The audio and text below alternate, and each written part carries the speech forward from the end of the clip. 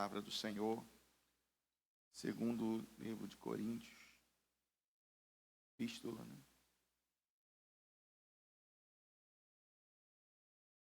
Capítulo de número 10.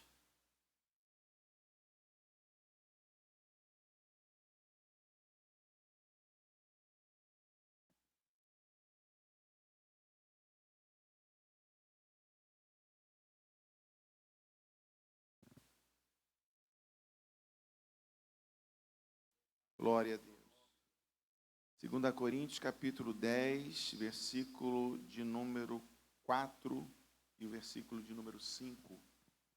Todos encontraram?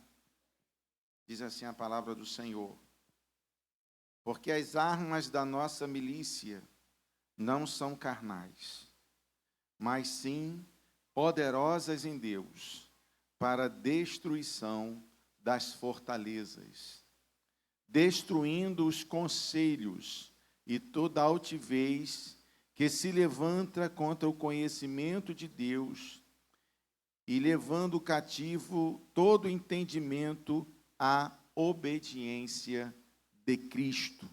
Curve a sua cabeça, vamos orar ao Senhor. Pai querido, nós te agradecemos por esta tão rica oportunidade, Senhor, de estarmos em tua casa nesta noite de festa, nesta noite de júbilo, nesta noite de gratidão, onde celebramos a ceia do Senhor. Pai, que o sentimento de gratidão esteja dentro de cada um de nós aqui nesta noite, e que possamos celebrar, agradecer, Senhor, e glorificar o teu nome por tudo aquilo que tu tens feito por nós. Fala conosco, continue falando conosco, aliás, pela tua palavra, é o que nós te pedimos no nome de Jesus. Amém e amém. Podeis assentar, sente glorificando o nome do Senhor, sente adorando o nome do Senhor Jesus Cristo. Existem alguns assuntos que nós não podemos deixar muito tempo passar para falarmos à igreja. Um desses assuntos é sobre o arrebatamento da igreja, né? Sobre a volta de Jesus. A igreja precisa estar sempre alerta, precisa estar preparada para esse momento triunfal da igreja. A maior expectativa da igreja é essa. Estamos aguardando Jesus não para amanhã e nem para daqui a pouco. Estamos esperando Jesus para hoje, para agora, né? E nós precisamos estar vivendo essa expectativa, porque quando vivemos essa expectativa, vivemos preparados. Ninguém fica esperando alguém despreparado, é verdade? A Bíblia diz que ele virá como um ladrão. E o ladrão, ele não diz a hora que vem. O ladrão, ele não avisa quando virá. E o ladrão, quando vem, ele vem para buscar coisas boas, coisas preciosas, né? A ideia de como ladrão é exatamente essa, porque ele está vindo buscar um povo especial, né? Está vindo buscar a sua igreja. Glória a Deus por isso. Mas esse é um dos assuntos. Podemos falar também sobre, além do arrebatamento, além da volta de Cristo, falarmos sobre Jesus. Se fala muito pouco sobre Jesus, fala muito sobre Paulo, sobre, né, Pedro, fala sobre tantos outros apóstolos, e eu vejo em muitos lugares a carência de falarmos sobre Cristo, sobre Jesus, porque ele é a pedra angular, ele é o diferencial da igreja, né? Mas hoje nós vamos falar sobre batalha espiritual, também é um outro assunto que precisamos falar sempre. Lógico que nós não temos o tempo necessário para isso, daqui a pouco já temos que parar por conta da ceia e do recebimento. Hoje também é o nosso culto administrativo. A realidade é que Paulo, ele vai tratar esse assunto de uma maneira muito forte, e não podemos nos enganar. Nós estamos em guerra, e a guerra que nós estamos é muito mais reída, muito mais terrível que nós cristãos possamos imaginar. Nós não estamos falando nessa guerra que existe lá entre a Rússia e a Ucrânia, entre Israel e o povo palestino, entre o Irã. Nós não estamos falando desse tipo de guerra. Esse tipo de guerra é uma guerra ainda muito mais fácil, porque lutar contra aquilo que você vê é muito mais fácil do que lutar contra aquilo que você não vê. A nossa guerra, ela não é carnal. A nossa guerra, ela é espiritual. Nossa briga não são contra pessoas. A nossa guerra não é contra pessoas, não é contra sangue, não é contra carne. Não é contra aquela pessoa que se levantou contra você, falou mal de você. A nossa guerra não é contra eles. A nossa guerra é contra Satanás. A nossa guerra é contra principados, contra potestades, contra as hostes espirituais da maldade nos lugares celestiais. E nós passamos a ter essa compreensão a partir do momento que nós entregamos a nossa vida para Jesus. Quando nós entregamos a nossa vida para Jesus de fato e de verdade, não é entregar a vida para Jesus por emoção, né? Porque a palavra tocou tanto o meu coração e eu levantei minha mão para Jesus, mas depois voltou a praticar as mesmas coisas, voltou a fazer o que fazia antes. Não, é entregar de fato e de verdade a sua vida para Jesus, porque quando nós entregamos a nossa vida para Jesus, as escamas caem dos nossos olhos, assim como aconteceu com o apóstolo Paulo, né?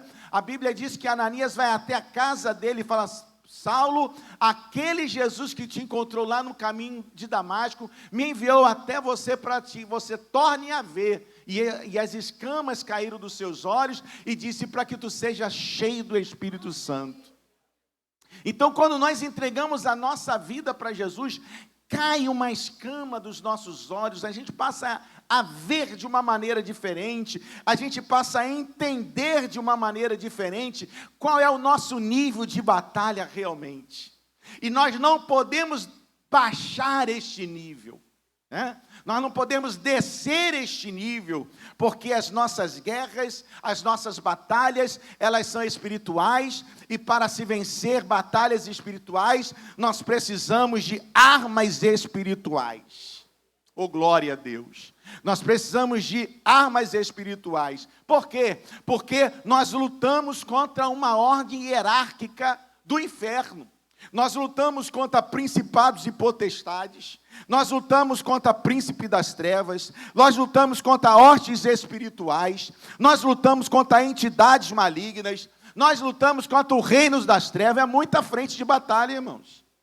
São demônios que são liberados, né, pelo nosso inimigo para gerar, né, guerra, contenda, intriga entre povos, entre pessoas. E nós precisamos estar preparados, porque senão nós somos alvos fáceis. E aí Paulo, ele vai trazer para nós algumas das armaduras que nós precisamos ter para que possamos combater um bom combate.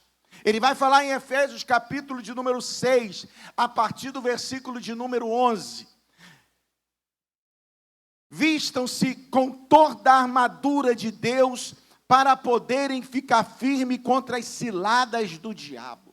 É cilada, é armadilhas preparadas para você e para mim, para nós cairmos nessas ciladas. Porque às vezes achamos que estamos combatendo contra o inimigo e na realidade estamos fazendo aquilo que ele gosta, aquilo que ele quer, e precisamos ter discernimento sobre isso. O versículo 12 diz assim: porque a nossa luta não é contra a carne nem contra o sangue, mas contra principados e potestades, contra os dominadores deste mundo, contra as forças espirituais do mal, nas regiões celestiais. Por isso, Paulo vai dizer aqui: peguem toda a armadura de Deus, não pegue apenas uma, pegue todas, para que vocês possam resistir o dia mau. E depois de terem vencido tudo, ainda permanecer inabaláveis. Oh, glória a Deus! Não tem trégua para colocar a espada na bainha, irmãos. A vencer essa batalha, coloca a espada. Não. É o tempo todo batalhando. No mundo espiritual é assim. Porque Satanás se levanta do nada.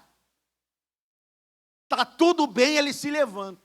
Está tudo bem dentro de casa, ele se levanta. E se você não entender que essa guerra é espiritual, aí você vai debater contra o marido. Aí você vai entrar na guerra contra a esposa. Porque ele só precisa de alguém dando uma brecha. Ele só precisa de alguém dando lugar para ele. para ele tentar causar o estrago.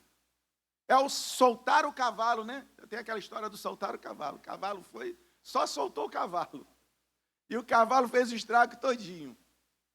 Então nós precisamos estar preparados por isso. E ele diz aqui, ó: portanto, fiquem firmes, cingindo-se com a verdade, vestindo a couraça da justiça, também tenham os pés calçados com a preparação do evangelho da paz, segurando sempre o escudo da fé, com a qual podereis apagar todos os dardos inflamados do maligno.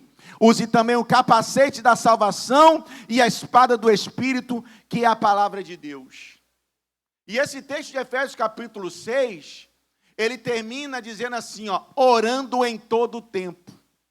Ele fala de todas as armaduras e diz assim: orando em todo o tempo, porque a oração também é uma arma do cristão. Orando em todo o tempo. Eu costumo dizer que oração é mais do que uma atitude, de você dobrar o joelho, de você levantar a mão, de você ficar em pé. Oração é um estado de espírito. Você pode estar dirigindo e orando, falando com Deus. Lavando louça e orando e falando com Deus. Né? Andando na rua, estar ligado com Deus. É estar em contato com Deus o tempo todo. Então, Paulo ele vai falar sobre estas armaduras. E eu quero chamar a atenção, todas elas são importantes, e o apóstolo Paulo ele fala sobre isso. Mas eu quero chamar a atenção dos irmãos aqui para o capacete. Por que o capacete? Porque o capacete, ele protege a cabeça. Todas as armaduras são importantes. Nós falamos muito sobre a espada, falamos sobre calçar os pés na preparação do evangelho da paz. Toda armadura é importante, mas o capacete ele é muito importante porque o maior nível de batalha que nós enfrentamos é na nossa mente.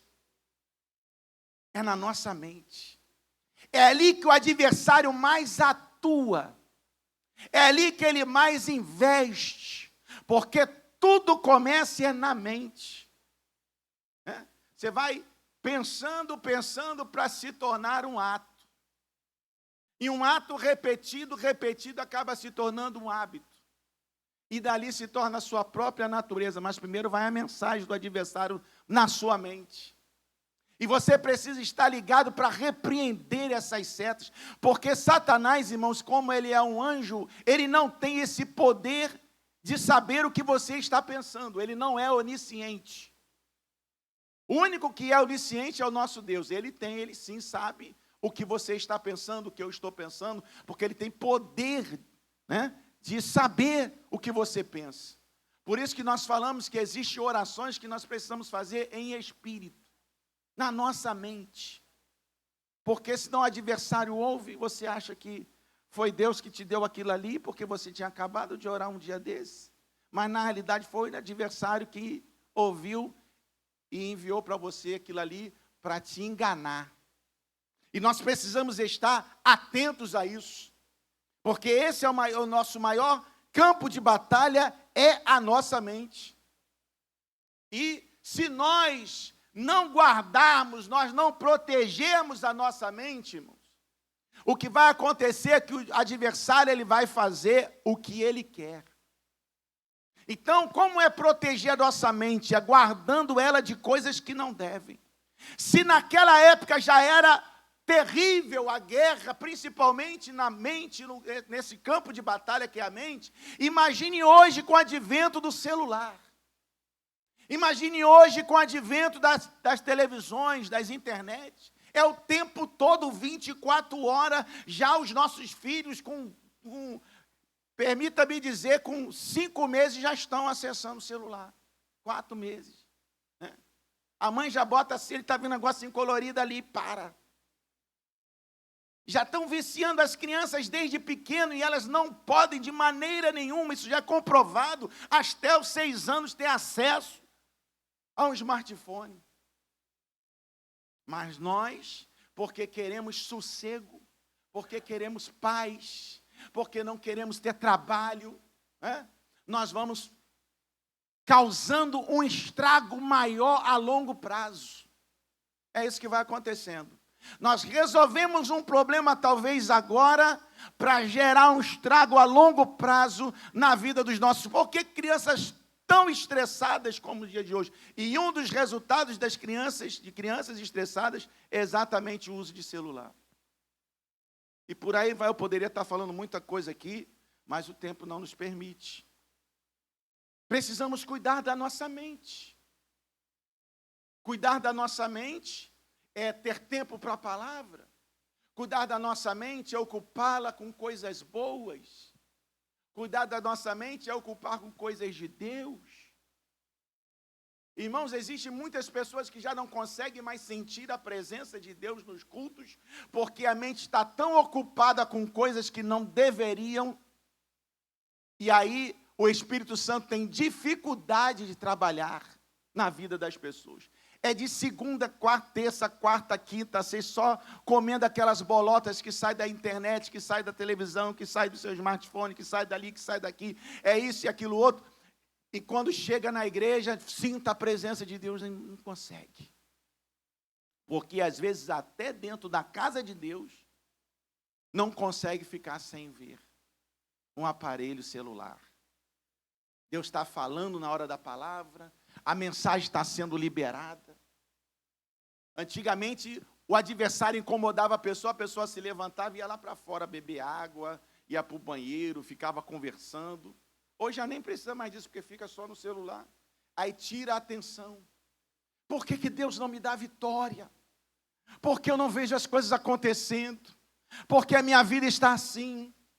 É porque o adversário tem tido liberdade para agir, para operar e para mudar e para mover a sua vida da maneira como Ele quer. E nós precisamos estar atentos a isso. Aqui a palavra do Senhor diz em 1 Pedro, no capítulo 1, o que nós precisamos fazer. Por isso, versículo 13, 1 Pedro, capítulo 1, versículo 13. Por isso, cingindo o vosso entendimento, ou a vossa mente, em outras traduções, sede sóbrios, e esperai inteiramente na graça que vos está sendo trazida na revelação de Jesus Cristo, como filhos da obediência. Deus nos chamou como filhos da obediência. Obedecer, irmãos, dá trabalho. Obedecer não é fácil, porque nós temos que abrir mão daquilo que nós achamos que deveria ser. E não vos amaldeis as paixões que tinhas anteriormente na vossa ignorância. Pelo contrário, segundo é santo aquele que vos chamou, sede santos também vós mesmos em toda a vossa maneira de viver. Oh, glória a Deus. Bendito seja o nome do Senhor. É Deus dando esta revelação ao apóstolo Pedro, dizendo, olha, cingi a vossa mente, vesti, protegei a vossa mente. E a igreja do Senhor nos dias de hoje precisa estar atento a isso, irmãos. Porque a nossa guerra, eu acho que eu tenho esse entendimento que a guerra travada, né, por Satanás e o Senhor no céu, quando ele foi banido, não foi no campo da guerra, de bomba, né, de tiro, essas coisas. Foi exatamente nesse campo da ideia. Lembra lá o livro de Jó? Satanás chega diante do Senhor e ele fala assim, observou meu servo Jó? Que homem sincero, reto, temente, se desvia no mal. Aí Satanás, eu não sei se na época aqui já era Satanás, né? Mas eu entendo que era assim. Aí, né, esse querubim ungido, Lúcifer, né, a Bíblia não dá esse nome para ele aqui, mas a gente entende mais ou menos por essa laje, aquele que porta a luz. Ele chega diante do Senhor e fala assim, ó, também olha só como que ele é rico. Se ele fosse pobre, miserável, se não tivesse nada, eu duvia que ele ia ser fiel assim como ele é. Por outro lado, o que o adversário está dizendo é o seguinte: ele só é assim porque tu compras a ele com o que eles têm. Eu até já falei isso aqui algumas vezes, né? Porque a gente tem aquela pergunta assim: por que Deus não matou o diabo? Já resolveu um monte de problema nosso, não é, irmãos? Já deixaria a gente tem essa pergunta: por que não acabou logo esse miserável? Lá em cima, está fulminado, desapareça do mundo, e pronto. Porque naquele momento ali mesmo, quando ele ousou, né? Ousou bater de frente com o soberano, também tu compras a ele com o que ele tem. Agora tira o que ele tem, você não vai ver se vai blasfemar de ti. É como se Deus estivesse errado com aquilo que ele estava falando, né? Mas a resposta que eu tenho é a seguinte: por que Deus não matou o diabo? Porque se Deus mata ali naquele momento, né, poderia ficar a dúvida: será que é isso mesmo? Será que as pessoas só servem a Deus quando estão com a vida boa? Quando está tudo bem? Mas quando o negócio está ruim, aí dá as costas, murmura, né? Será que foi isso mesmo? Então por que Deus não matou o diabo? Para que em toda a eternidade ele visse que existe um povo. E todos os séculos existirá um povo que serve a Deus não por aquilo que Deus dá. Um povo que serve a Deus por aquilo que Deus é. Deus dando ou não dando, nós vamos continuar adorando o nome do Senhor Jesus Cristo. Eu costumo dizer aqui, irmãos, que nosso culto da vitória quinta-feira não é culto para receber vitória. O culto da vitória aqui é o culto para agradecer vitória. Eu não venho, porque, irmãos, Deus não precisa dar mais nada para nós. Ele já deu Ele mesmo. Ele deu tudo que Ele tinha. Só que nós somos muito famintos. Parece uma sanguessuga. E as suas duas filhas Dadá, né?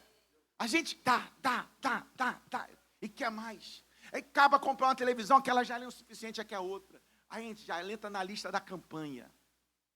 A geladeira já tá gelando, está tudo direitinho. Não, mas eu quero aquela invertida. Eu quero que abra com duas portas. Não é errado ter, não é errado pedir, não é errado. Mas, irmãos, aqui é para agradecer a vida. Você está em pé.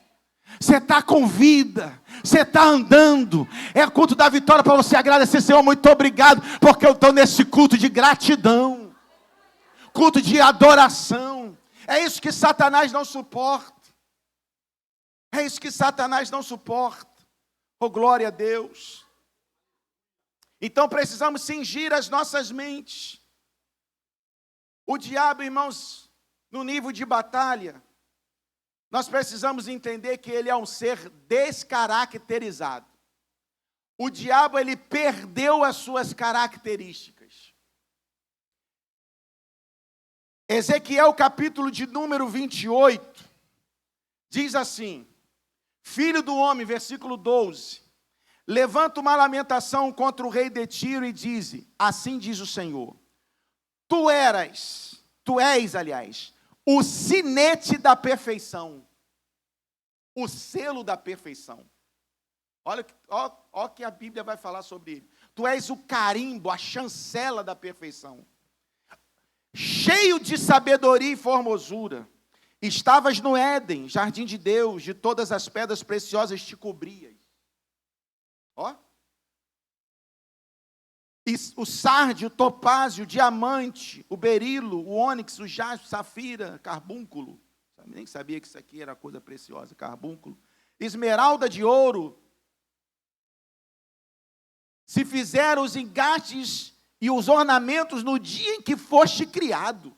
Os ornamentos foram feitos no dia que ele foi criado. Foram eles preparados. Tu era querubim da guarda ungida. Olha só, irmãos.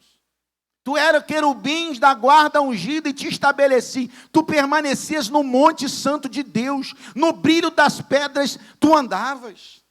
Perfeito tu era nos teus caminhos, desde o dia que foste criado, até que se achou iniquidade em ti. Até que se achou. Você viu aqui o que eu li. Não sei se passou, que passou, né? Ele era tudo isso, até que se achou iniquidade. Ele perdeu toda essa pompa. Ele perdeu toda essa característica. Agora ele é mentiroso, segundo João 8,44. Ele é mentiroso e pai da mentira. Ele é também lá o diabo.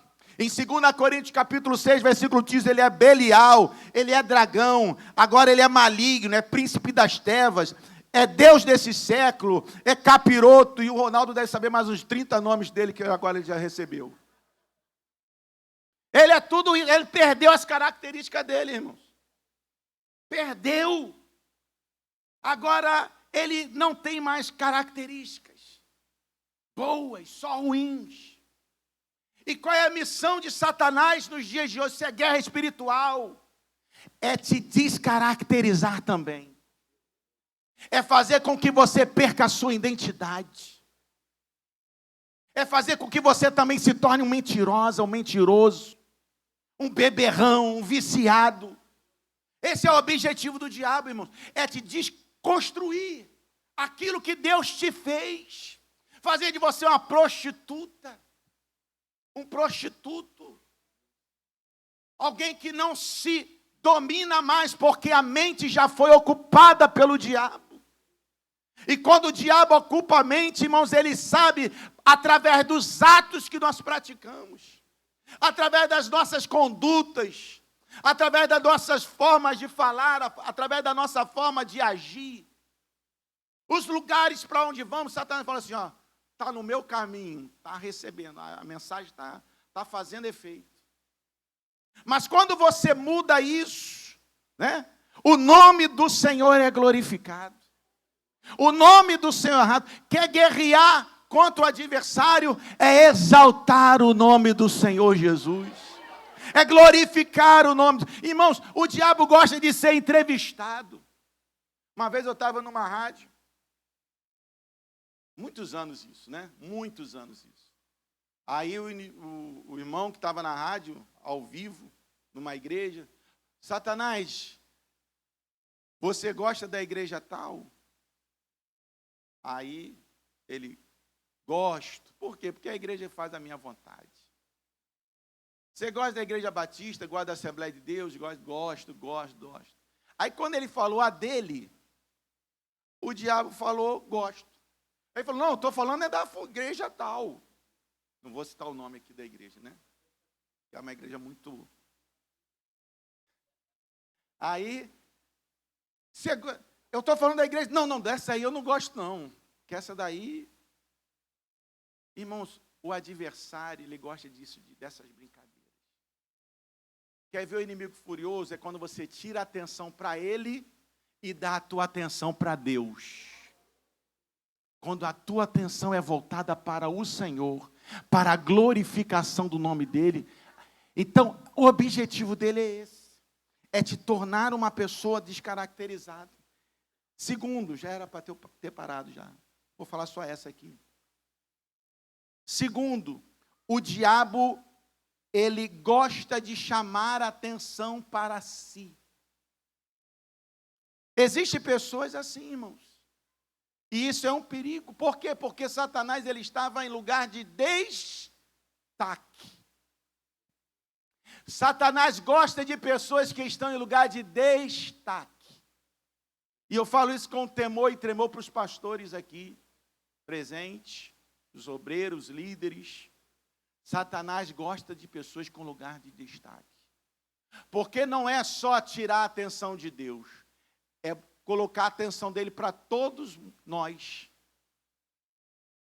Quando você chama mais atenção para você do que para o Deus que você serve, tem algum fundo satânico nisso aí. Quando você recebe as honras e a glória para você e elas não estão indo mais para Deus, tem algum princípio satânico nisso aí. Infelizmente, irmão, nós estamos vendo muitas pessoas que não suportam mais sair do destaque. Não suportam mais perder funções. não suportam mais posições de honra, sair de posições de honra, porque acha que vai ficar no anonimato, não vai ser visto, porque na realidade ele queria era isso, era ser visto, e não Deus que ele serve ser visto. Mas quando nós trabalhamos para o Senhor, quem tem que ser glorificado é Ele. Chegaram para João Batista e disseram: João era um homem do momento na sua época. Aquele que tu batizou no Rio Jordão está fazendo maravilhas. Cegos estão vendo, milagres estão acontecendo. E agora, João, como que vai ser? E tal. Aquele ali, é necessário que ele cresça e que eu diminua cada vez mais. João poderia dizer: não, esquece ele lá. João vivendo um momento de honra, né, de apogeu. Todo mundo ia ver João pregar no deserto, irmão. Não era uma igreja com ar-condicionado, perto de shopping, não. Era no deserto. E o pau comendo para cima do povo, e o povo estava lá ouvindo do João. João era um homem. Mas João entendeu que ele estava ali com um propósito: apontar para aquele que estava vindo, Jesus de Nazaré, o Rei dos Reis, o Senhor dos Senhores. Que nós possamos ter esse temor, que nós possamos ter esse compromisso de entender que o melhor para o reino, aleluia, não sou eu, o melhor para o reino é a vontade de Deus. E a vontade de Deus, ela é boa, a vontade de Deus, ela é perfeita, e a vontade de Deus, ela é agradável. Fique de pé na presença do Senhor. Oh, glória a Deus, aleluia. Fique de pé na presença do Senhor. Cuidado com a sua motivação. Cuidado com a sua intenção. O que Deus mais observa nas nossas vidas não são as nossas ações. Escute isso. O que Deus mais observa nas nossas vidas não são as nossas ações. São as nossas intenções. As intenções para Deus é muito mais importante. Se você prega, canta, se você distribui bens, se você distribui cestas básicas, qual é a intenção sua? É você aparecer ou é Deus ser glorificado? Ou é o nome do Senhor ser glorificado? Você está aqui não é por um acaso. Você não é um acidente de percurso. Você não caiu nesse mundo por um acidente. Teu pai encontrou com a tua mãe e você veio parar nesse mundo. Não. Nem quem é fruto de estupro. Tudo teve permissão de Deus. Tudo teve permissão de Deus. Você está aqui para um propósito. Você está de passagem. Todos nós estamos de passagem aqui. Para cumprir o propósito de Deus. E depois, de fato e de verdade, nos dirigirmos para o nosso lugar de destino, que é a nossa Canaã celestial. Entenda isso. Vamos orar. Você está em guerra. Peça a Deus sabedoria. Se revista da armadura de Deus. Peça a Deus graça para lutar e combater um bom combate, como disse Paulo. Combati um bom combate. Acabei a minha carreira. E guardei a minha fé. Oh, glória a Deus. Guardei a minha fé. A tua luta está em outro nível. Que Deus nos revista nesta noite da sua armadura. Que Deus nos dê discernimento espiritual. Que os nossos olhos se abram. E que nós possamos combater o nosso bom combate. Ó Pai querido, estamos aqui diante de Ti, diante da Tua soberana presença. Nós sabemos que